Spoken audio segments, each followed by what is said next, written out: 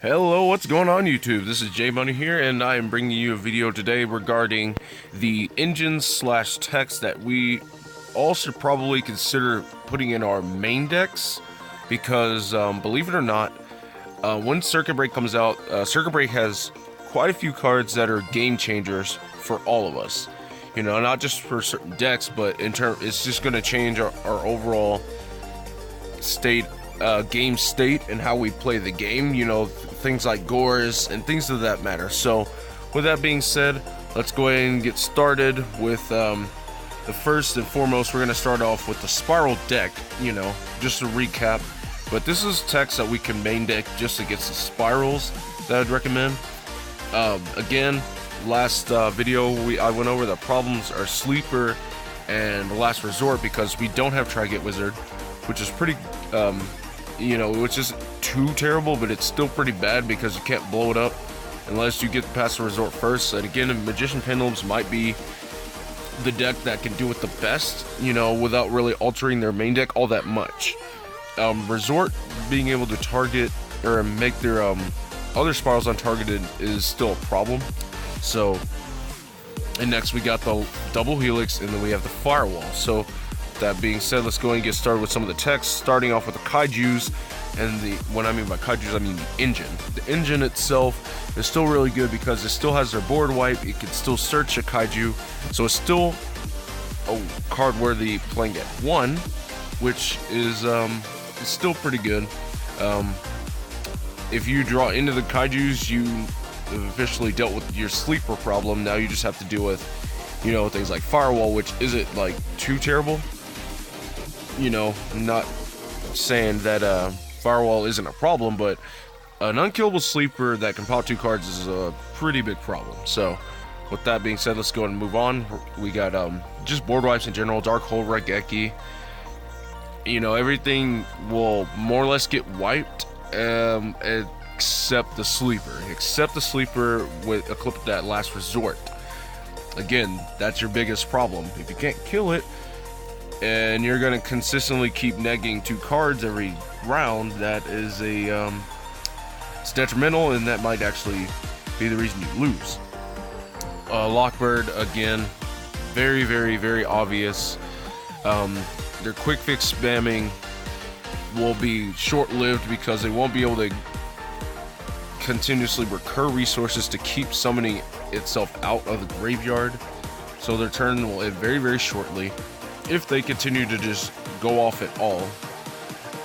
Cherries is another good option, but as we recently most of us have seen the YouTube video regarding, you know, how Cherries ripping Double Helix doesn't do all that much because you can still spam multiple Firewalls and all that mess. So maybe hitting Firewall is the real deal here, because think about it. Spiral Double Helix, it's an amazing, fantastic card, don't get me wrong, but its effect is only limited to once per turn. Granted, you know, that once per turn effect is all you need because the card that they're most likely going to summon out is Master Plan, which gets them more cards.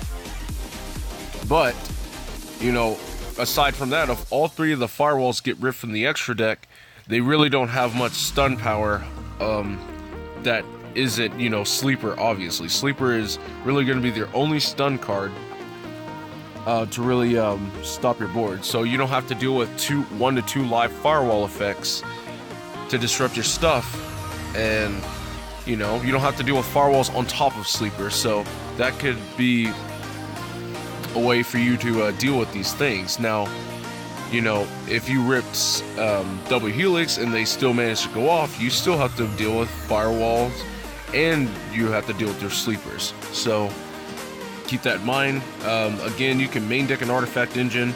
The fact that you can use Lancia during either player's turn, or you can only use it during your opponent's turn, but you can use it from the hand, which makes it good for you.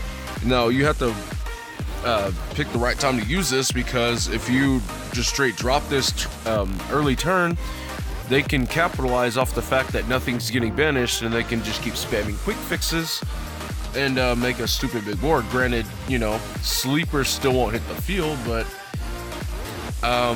who knows? I would just drop this mid to late combo, you know, when all their quick fixes have been banished, or when they have no more gear cards to really search.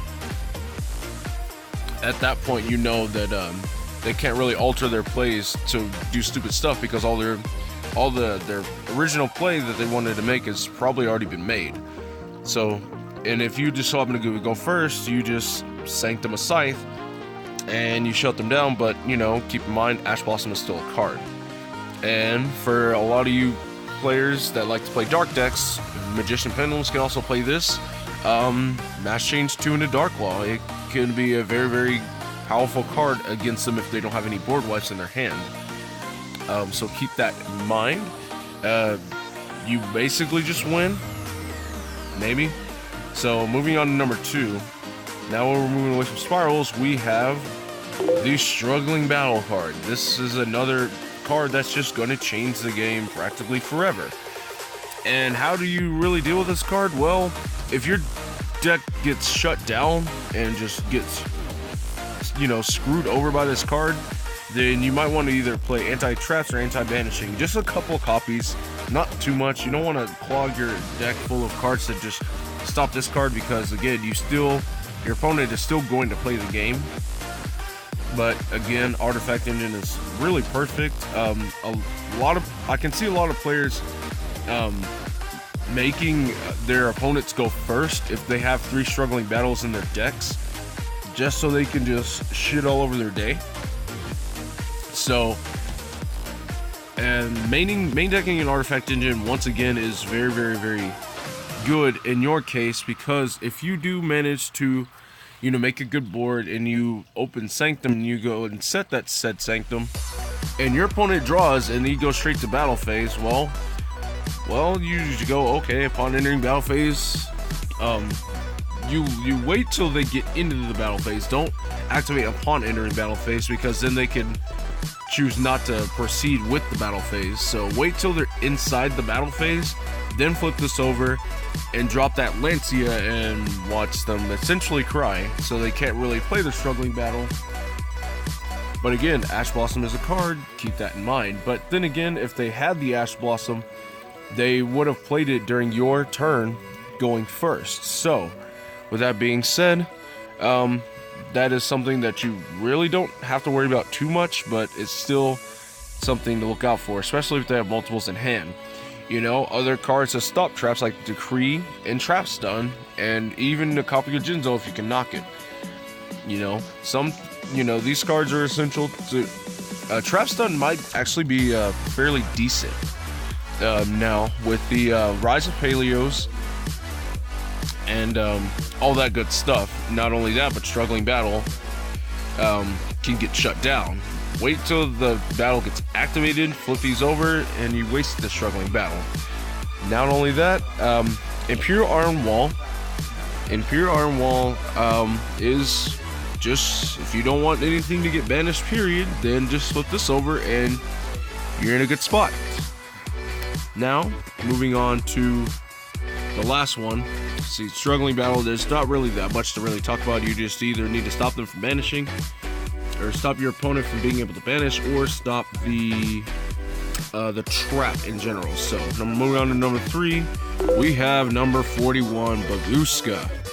This is going to be a card that's going to be played in a lot of decks. It's going to be played in Spirals. It's going to be played in Magicians. It's going to be played in decks like ABCs, World Chalice. It's a rank 4. It's generic. It's going to be put in defense mode a lot to stun you and lock you down, and more or less just end your turn. It's a walking lose a turn but better for everything. So, and it keeps things in defense. They can't swing.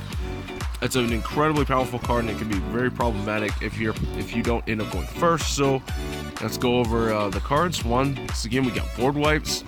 Since it's not in attack mode, it's not immune to anything, which you can use that. You can use that and capitalize off of it. You know, Kaijus and the whole engine per se can be used. You can also use cards and effects to turn stuff off, like Forbidden Chalice. Forbidden Chalice is a card that still sees play in and out of the meta. It's fine. Enemy controller, if you know, for you ABC players or any other deck that can spam monsters on the board, you can either take the Bagooska or you can use the other effect and switch into attack mode, so all your monster effects can be turned on. So enemy controller has yet another use and another utility in this meta other than just taking monsters and using them for links. You can now switch a Bagooska to attack position to where you no longer have to worry about its devastating lose a turn effect. And of course, you know, the best neg one in the game, Book of Moon. You can just book the thing down and turn its effect off altogether. So that's really all I have. Let me know if there's any other game-changing cards in the set that I missed. Let me know if there's any other cards that I missed that we can use to play against these game changers. So it's gonna be a rough ride, guys, especially for the first week and a half to 2 weeks of Circuit Breaks released. But I'm sure that a lot of us are gonna, you know, figure our way out of this mess to not get just blown out of the water by these cards, and, you know, find a way to, you know, fight back, and especially if you're not playing a deck like Spirals. So thank you guys very much. This is J Money, and I am signing out.